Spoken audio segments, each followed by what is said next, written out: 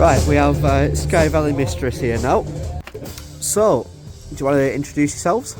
My name's Maxwell Harvey William Newton III. I play the guitar and the kick drum. I'm Kayley and Davis. I play most of the drums except kick drum, and I sing. Cool. Right, so we've got some questions for you. So the first one is, your live shows are known for being intense. How do you keep that energy up every night? Compulsion. You just fucking do it. It's the reason why we play rock and roll and not another genre, because you feed it as much as it feeds you, and as soon as we have a loud guitar and loud drums, that's it. I'll just fucking go until my body breaks. Yeah, and we're giving the show that we want to be like in the audience for as well. Like, we're not thinking about it, but that's what we're giving out. Exactly. Yeah, it's electric guitars. That's why they are what they are. You let them guide you. No, it's more like fucking, what is it, like them fucking huskies and shit. Sled Do you know what I mean? yeah. And just getting dragged along and and like we listen to a lot of music, as most musicians do, but that's the reason why we play this, because it draws us back like a fucking sexy magnet. That's brilliant. So how does the visual side of the band, your style and aesthetic, connect to your music? Do you mean how we play on stage? Do you mean with the wild kick drum thing? Or do you mean the fact that we're both wearing the the cliche rock and roll leather jacket? Yeah. I suppose we'll go for a bit of both. Well, all right. We'll go with the latter over the former. Yeah. The reason why we wear this is that Kay buys the clothes. I don't. I spend all my money on instruments and anything music related, and then whatever's left over in the bag in the hearse. Yeah, that's what I wear. So whatever Kay thinks looks cool, I wear. And we do also have the space suits, which do connect to the music. Yeah. And that we've got the whole, I don't like saying concept album, but there's a whole story with our latest album, Lunar Mausoleum, where we're taking Space Death, our hearse-craft to the moon. So we've got our spacesuits, which we cannot wear and play live. So non-wicking. So this doesn't is work. Yeah. Fair enough. What we've got instead. But yeah, and then in terms of how we play live, that all became a necessity. I love a good 4-piece setup with drums, guitars, and vocals and stuff, and that's what we were originally before the other two members left the band. But the way we set up and play now, and how that all kind of just happened. We were sort of necessity. Yeah, we were figuring it out. Of like, I was the drummer, Kay was the singer, and it was like, well, Kay, you can't play guitar because I'm not good enough to teach you that. So I guess I'll do that. You go on drums. Yeah, we didn't want to wait. We just wanted to play as possible. So. And as you get older and things like that, and time schedules and stuff, we didn't want to disrespect the other members of the band and just fill their place. And then it sort of happened, and then we landed on this thing that people are like, oh, it's so unique and stuff, and it looks so cool, and it just sort of happened, you know. It was just a beautiful little mistake. Yeah, we are killing ourselves for rock and roll. Yeah. It's not ergonomic. Our bikes are fucked. Fuck it. Yeah. Right, and what has been your favourite moment on tour so far? Favourite moment? This is our first show on this tour, so I'd say this whole show has been great. Yeah, it's been fucking mental. We just played in a bike shop, and it fucking slapped. Tour de France, Tour de fucking Mistress. Yeah, it was insane. How many people were like? There's like 70 people in a bike shop in Clitheroe. Yeah. That's not bad. Stereo Press, not stupid. Yeah. Stereo Press, like a bunch of 16 to 18-year-olds, like run this fucking group, and they wanted. They want to put on like fucking local live shows and stuff and do things. Do it like it's £3 entry, like it's just great. More of that. Yeah, fucking young people like taking control of the things that should be theirs, and it was just an absolute fucking honour and a pleasure to be invited. The fucking vibe was great, the sound was fucking cool. Everyone here was just, the whole night's been fucking sick. Like, to start a tour, I'd say this was pretty much perfection. And like, yeah, playing fucking bike shop was not on my bingo card for 2026, but fucking here we are. Here we are. Right, If your music was the soundtrack to a movie, what kind of movie would it be? What kind of movie? We're getting the Bond film soundtrack. They're going to get the next Bond song. Goddamn, yeah. If you listen to our album Lunar Mausoleum, there's a song on there called House of the Moon that finishes with an absolute glorious string section.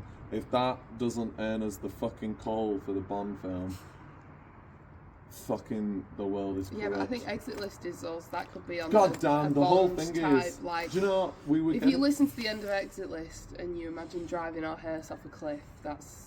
Yeah, it's the slow-mo, yeah. Like shooting, bang bang, cliff. That's it. The end of the fucking days.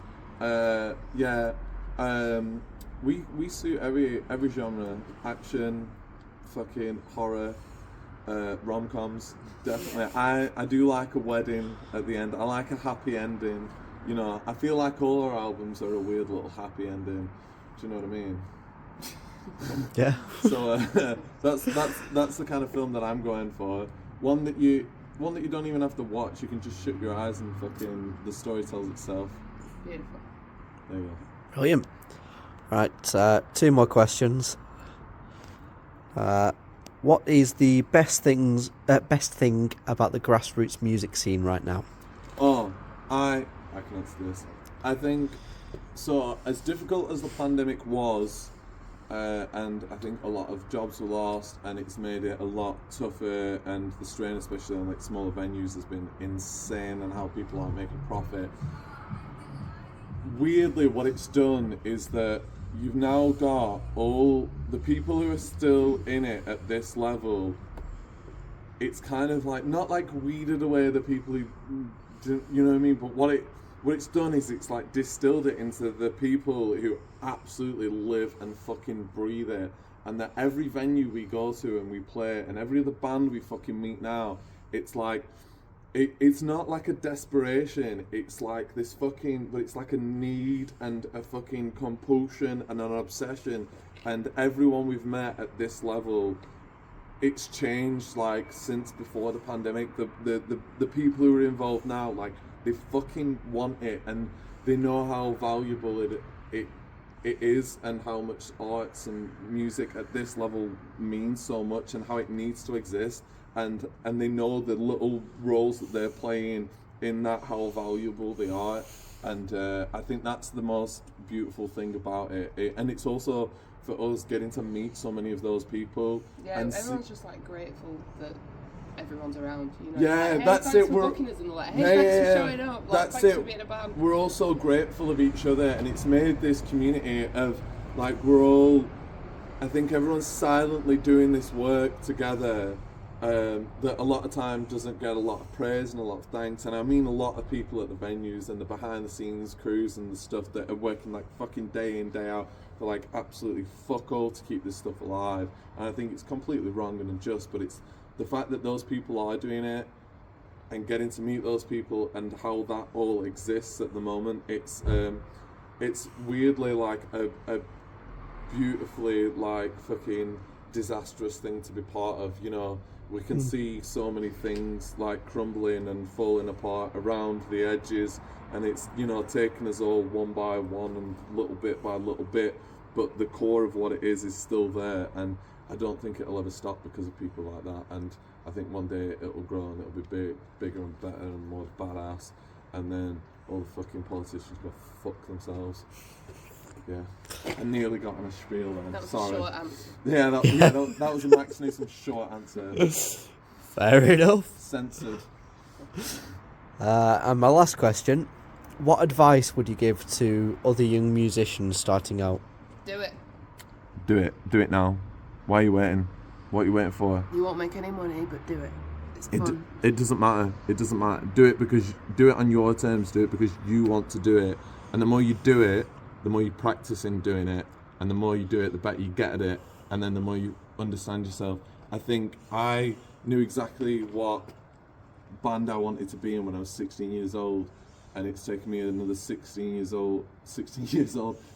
years to realise that and make it happen, and I have zero regrets. And there's things that I understand now about music, the industry, playing my instrument, recording, every sort of aspect of it, that I thought I knew then, that like I did know then, but now I really know. And the only way you can do it is by doing it.